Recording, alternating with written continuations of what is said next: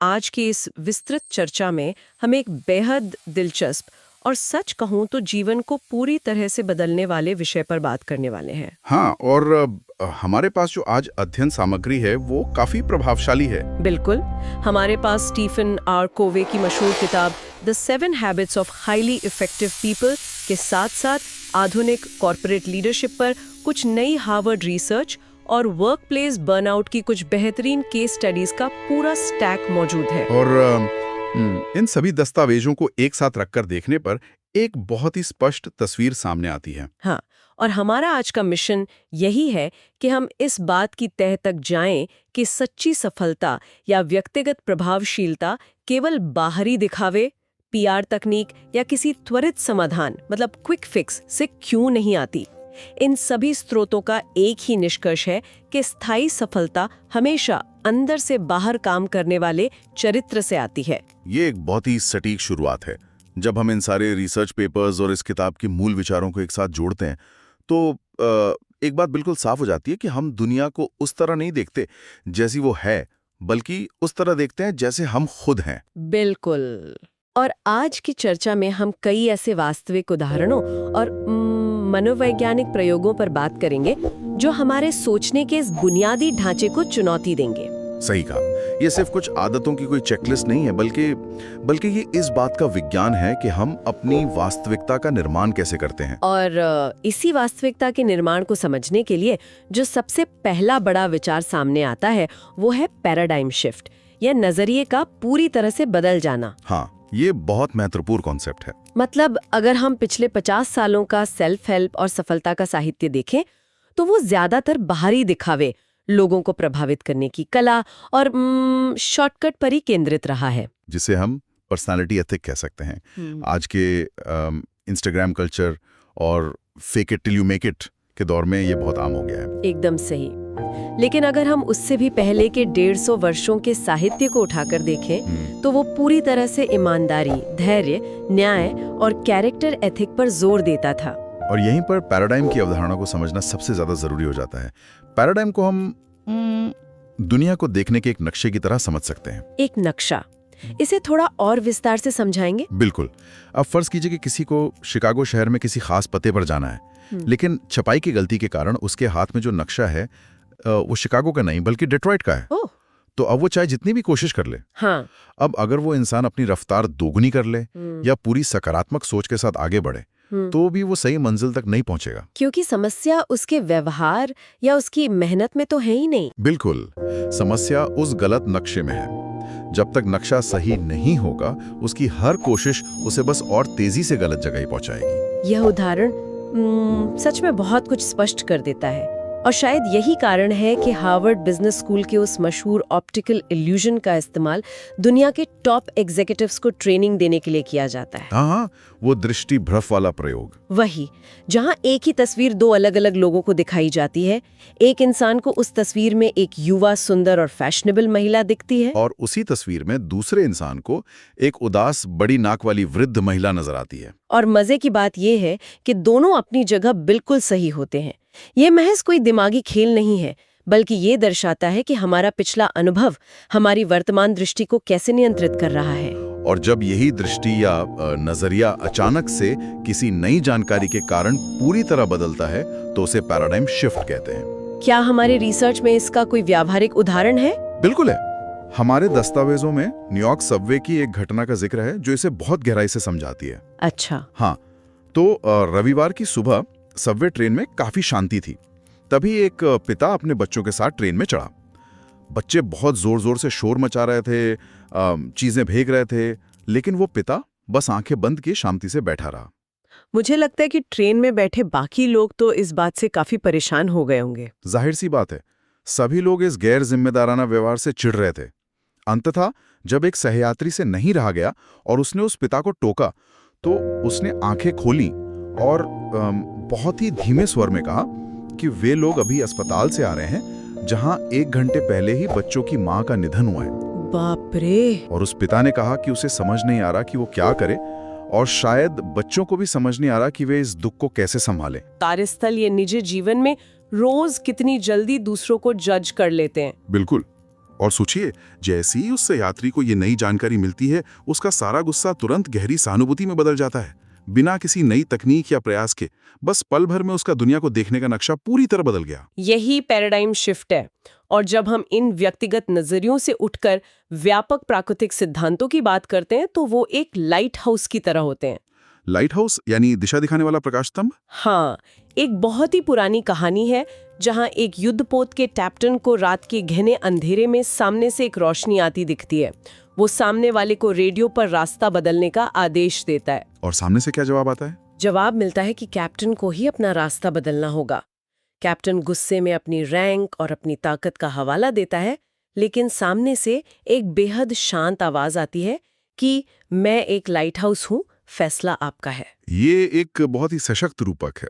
प्राकृतिक सिद्धांत जैसे ईमानदारी, न्याय और मानवीय गरिमा उसी लाइट हाउस की तरह है। बिल्कुल, हम इन सिद्धांतों को अपनी सुविधा के अनुसार तोड़ नहीं सकते। हाँ, हम केवल उनसे टकराकर खुद को तोड़ सकते हैं। सही कहा। अब इसी बुनियादी समझ पर हम प्रभावशीलता के असली अर्थ की तरफ बढ़ते हैं। हमारी आज की रिसर्च में एक किसान और सोने के अंडे देने वाली मुर्गी की वो मशहूर कहानी काफी बार आई है। वो लालची किसान वाली कहानी? हाँ, लालच में आकर किसान उस मुर्गी को ही काट देता है ताकि सारा सोना एक साथ मिल जाए, और नतीजा ये होता है कि उसके हाथ कुछ नहीं लगता। आज के दौर में जब हम स्टार्टअप कल्चर और रातों रात अमीर बनने की होड़ देखते हैं तो ये कहानी बहुत प्रासंगिक लगती है। ये कहानी प्रभावशीलता के सबसे बुनियादी नियम को स्थापित करती है। उत्पादन और उत्पादन क्षमता के बीच का संतुलन, जिसे पी और पीसी का संतुलन कहा जाता है। पी और पीसी? हाँ, पी यानी प्रोडक्शन, वो परिणाम या सोने का अंडा जो हम चाहते हैं, और पीसी यानी प्रोडक्शन कैपेसिटी, वो क्षमता, वो संसाधन या वो इंसान जो उस परिणाम को पैदा करता है, यानी वो मुर्गी। बिल्कुल। अगर कोई कंपनी केवल तिमाही मुनाफे यानी पी पर ध्यान दे और अपने कर्मचारियों की ट्रेनिंग या उनके मानसिक स्वास्थ्य यानी पीसी को नजरअंदाज कर दे, तो वह कंपनी धीरे धीरे अपनी उत्पादन क्षमता खो देगी। एकदम सही। सच्ची प्रभावशीलता हमेशा इन दोनों के नाजुक संतुलन में ही टिकी होती है। हम अक्सर अपने खुद के साथ भी तो यही करते हैं। दिन में 14 घंटे काम करने के लिए अपनी नींद और सेहत से समझौता कर लेते हैं, और अंततः बर्नआउट का शिकार होकर हफ्तों तक काम नहीं कर पाते। सही बात है। तो चलिए अब इस संतुलन को बनाए रखने वाली उन 7 आदतों की ओर बढ़ते हैं।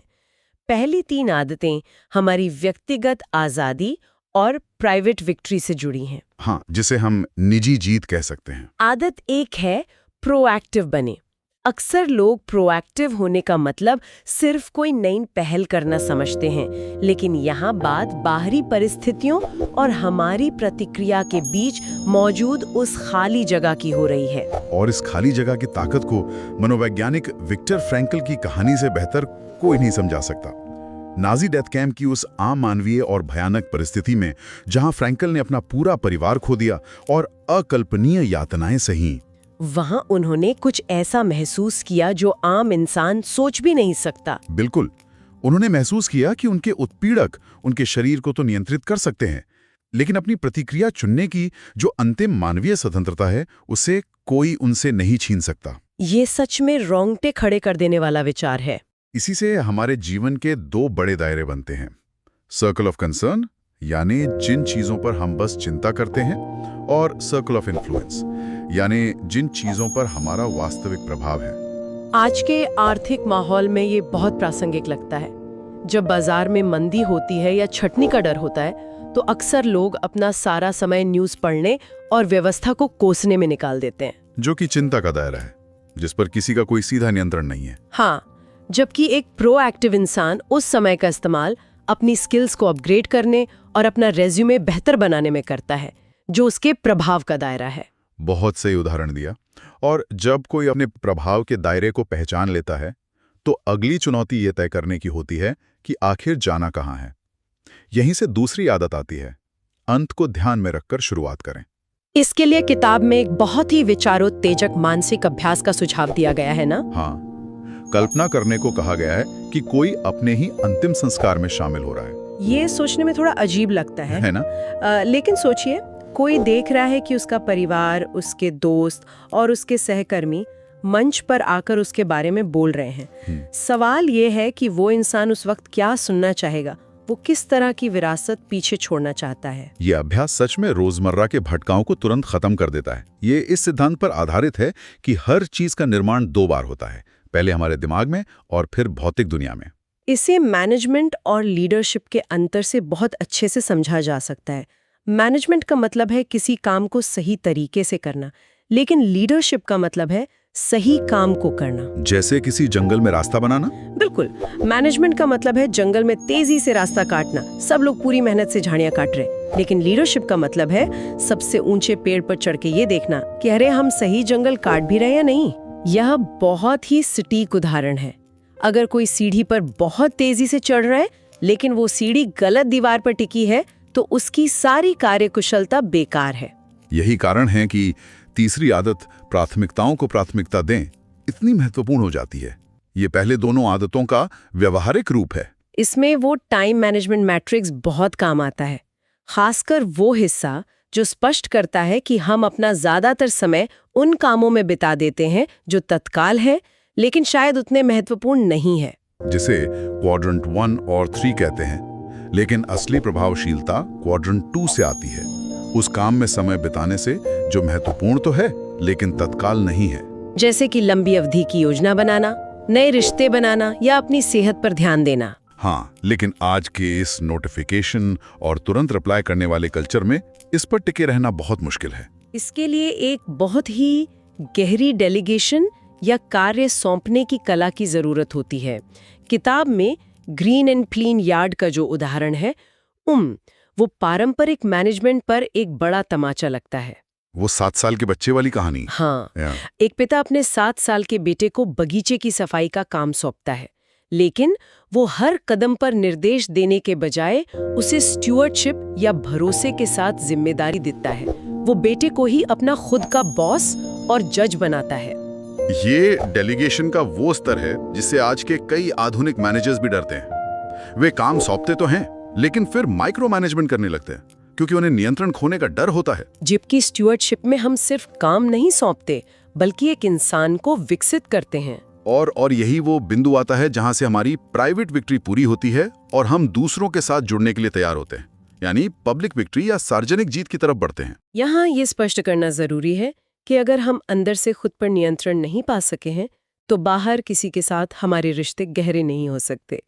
सार्वजनिक जीत की पहली सीढ़ी है आदत 4, विन विन सोचें। हम एक ऐसी व्यवस्था में पले बड़े हैं जहां सफलता को एक शून्य सम खेल या जीरो सम गेम माना जाता है। बिल्कुल, स्कूल की ग्रेडिंग सिस्टम से लेकर कॉर्पोरेट प्रमोशन तक हमें यही सिखाया गया है कि अगर किसी एक को जीतना है तो दूसरे को हारना ही होगा। लेकिन विन विन का सिद्धांत इस कमी की मानसिकता को नकार कर प्रचुरता की मानसिकता या अबंडेंस मेंटालिटी पर खड़ा होता है। यह इस विश्वास पर आधारित है कि दुनिया में सबके लिए पर्याप्त अवसर हैं। व्यावसायिक बातचीत में ये बहुत स्पष्ट दिखता है।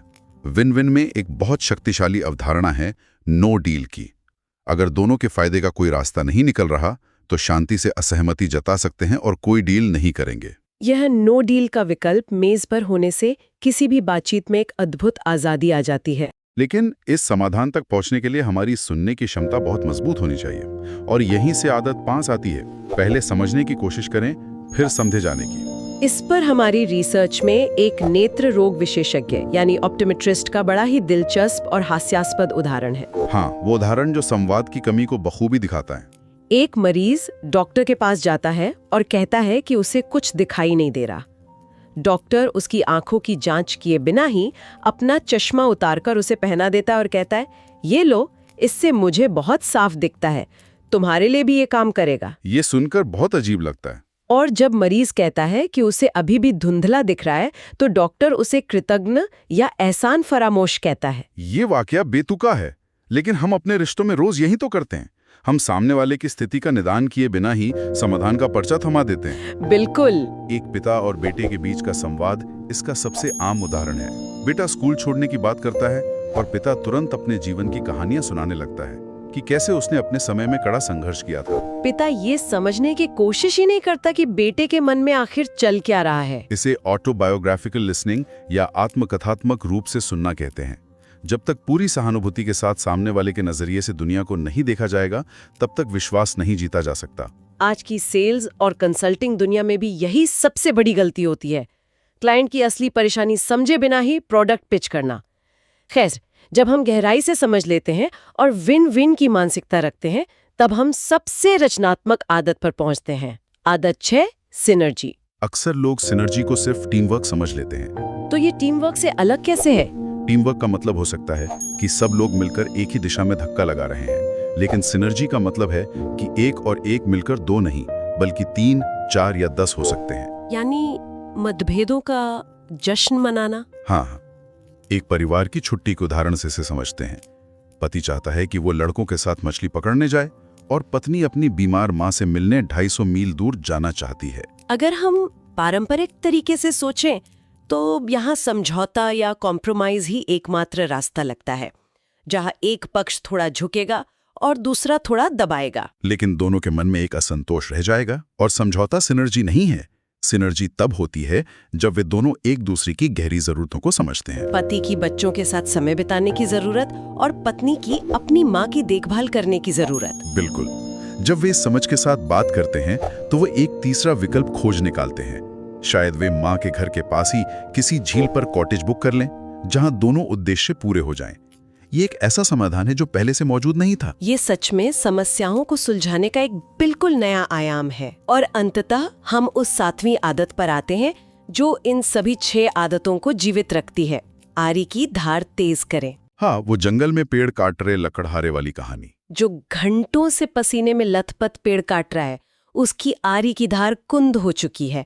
जब कोई उससे कहता है कि रुककर आरी की धार तेज कर लो, तो वो झल्लाकर कहता है, मेरे पास समय नहीं है, मुझे बहुत सारे पेड़ काटने हैं। आज के समय में ये लकड़हारा कोई भी हो सकता है। वो सहकर्मी जो रोज 14 घंटे लैपटॉप पर काम कर रहा है, लेकिन किसी नई तकनीक को सीखने का समय नहीं निकाल पा रहा और अंततः पीछे रह जाता है। आरी की धार तेज करने का अर्थ है अपने सबसे महत्वपूर्ण संसाधन यानी खुद का नवीनीकरण करना। यह नवीनीकरण जीवन के 4 आयामों में होना चाहिए: शारीरिक, आध्यात्मिक, मानसिक और सामाजिक या भावनात्मक। जब इन चारों को संतुलित किया जाता है तो अंदर एक ऐसा बदलाव आता है जो आसपास के लोगों को भी बदल देता है। यहीं से कोई ट्रांजिशन पर्सन बनता है, जैसे अनवर सादात ने किया था। एक ट्रांजिशन पर्सन वो होता है जो पुरानी पीढ़ियों की नफरत और पूर्वाग्रहों को अपने तक ही रोक देता है और अगली पीढ़ी को एक नया भविष्य सौंपता है।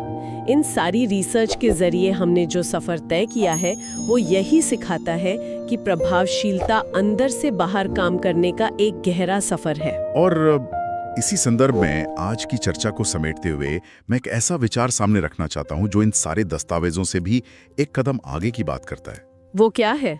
आज जब हम आर्टिफिशियल इंटेलिजेंस और ऑटोमेशन के युग में प्रवेश कर चुके हैं, जहां मशीनें हर दिन हमारी उत्पादन क्षमता को चुनौती दे रही हैं, तो मनुष्य के लिए प्रभावशीलता का मतलब क्या रह जाएगा? ये तो बहुत ही प्रासंगिक सवाल है। अगर मशीनें सोने के अंडे देने लगें, तो क्या इंसान की भूमिका केवल अपने उस पीसी या उत्पादन क्षमता को बचाए रखने की नहीं रह जाएगी, जिसमें हमारी सहानुभूति, हमारी नैतिकता और हमारा मानवीय जुड़ाव शामिल हो?